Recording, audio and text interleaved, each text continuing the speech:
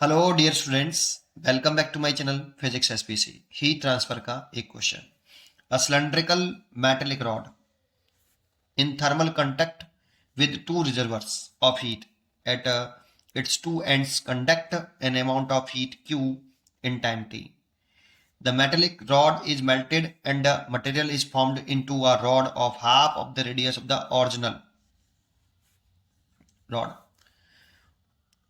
What is the amount of heat conducted by the new rod when placed in thermal contact with the two reservoirs in time t?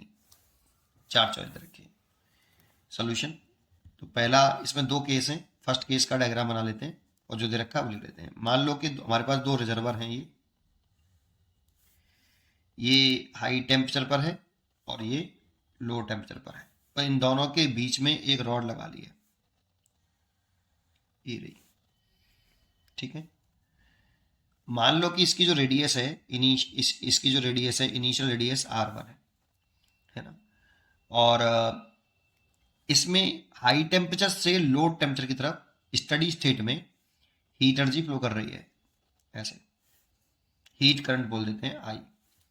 ठीक है, अच्छा, high temperature to low temperature करती है। इसकी length मान लेते हैं कितनी है, एल है,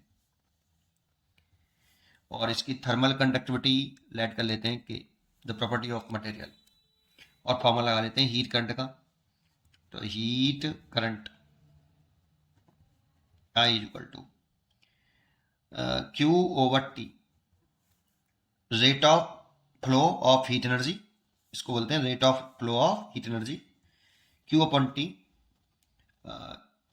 के A temperature difference T H minus T L over कितना, लेंथ। ये फॉर्मूला होता है। तो ये फर्स्ट केस में मान लो हीट एनर्जी निकालना चाहिए। यहाँ से क्वेश्चन में बोला है कि the two ends conduct an amount of heat Q in time T. T time में क्यू हीट एनर्जी कंडक्ट कर रही है, तो क्यू इज इक्वल टू कितना हो गया, के A T H minus T L over L और इंटू टी। अच्छा, एक क्वेश्चन में गिवन नहीं है, तो एरिया ऑफ क्रॉस सेक्शन लिखें इसका अगर ये पूरा, तो area of cross section a one is equal to लिख सकते हैं पाई आर वन का स्क्वायर। इसीलिए इसको फॉर्मूले को ऐसे लिख सकते हैं, के पाई आर वन का स्क्वायर एंड टेम्परेचर डिफरेंस लिख देता हूँ डेल्टा टी ओवर एल। ये फर्स्ट क्वेश्चन हो गई बेटा। सेकंड केस में क्या कह रहा है, अब सेकंड केस पढ़ते हैं। सेकंड केस क्या कहा है, the metallic rod is melted, इस पूरे मेटेलिक रॉड को पिघला लिया, and the material is formed into rod of half radius, उसी मटेरियल से हाफ रेडियस की एक दूसरी रॉड बनाई। ठीक है, what is the amount of heat conduct the new rod when is placed thermal contact with the two reservoir in the time. अच्छा, अब देखो रेडियस आधी कर दी है, तो वॉल्यूम तो सेम रहेगा बेटा। इस रॉड को पिघला के अगर हम एक नई रॉड बनाएंगे तो वॉल्यूम तो सेम रहेगा मटेरियल का, और मटेरियल भी सेम रहेगा तो थर्मल कंडक्टिविटी भी सेम रहेगी। तो पिघला के मेल्टेड करके अगर न्यू बनाए तो volume of the first original rod and volume of the recasting rod, मतलब दोबारा से जो रिकास्ट करी होगी उसकी वॉल्यूम और ओरिजिनल रॉड का वॉल्यूम बराबर होगा। तो इनिशियल वॉल्यूम क्या रहा होगा, area A one L one, द्वारा से ए टू एल टू। तो ए वन तो आपका पाई आर वन का स्क्वायर हो गया into l one is equal to, area लिखें तो पाई, यहाँ पे जो नई रेडियस दे रखी है ना वो आधी दे दी है ओरिजिनल रेडियस की, तो रेडियस आधा कर लें तो पाई आर टू का स्क्वायर लिख लेता हूँ अभी, तो इंटू एल टू, पाई से तो पाई कट गया, आर वन का square L one, R two की जगह पे लिख सकता हूँ आर वन बाई टू का whole square into L two. देखो आर वन का स्क्वायर से आर वन का स्क्वायर कट जाएगा, टू का स्क्वायर करेंगे तो फोर, तो एल टू नई जो लेंथ होगी वो four times of L one.